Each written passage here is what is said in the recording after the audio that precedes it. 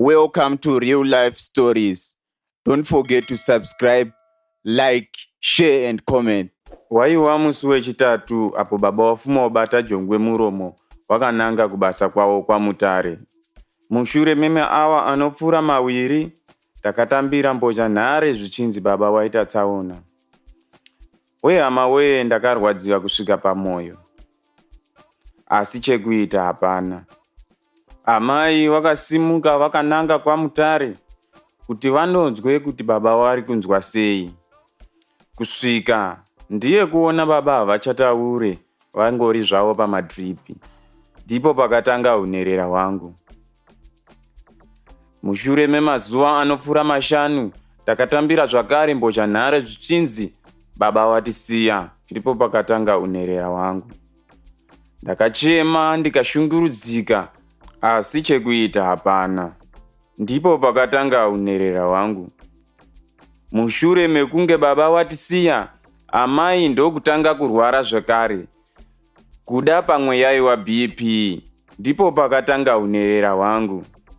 Mushure memwedzi inopfuura 5, amai ndiye Sarai.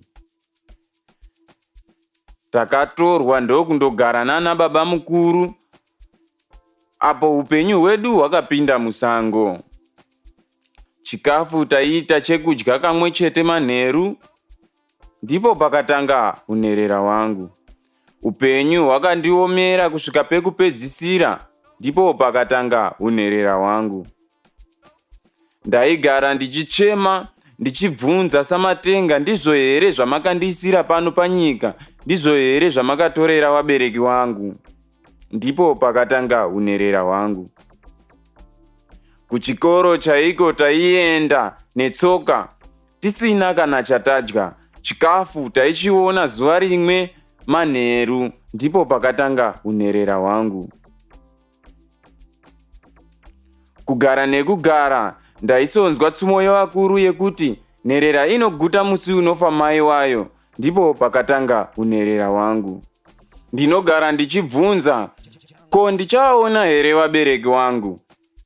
Uye vanondiona here kutambura kwangu? Ndipo pakatanga unherera hwangu. Upenyu chokwadi inhawa yebenzi. Ndakafunga kuita zano. Nanhasi ndiri kufunga zano, asi hapana chinobuda. Kurarama usina mubereki chokwadi zvakangooma. Ndipo pakatanga unherera hwangu.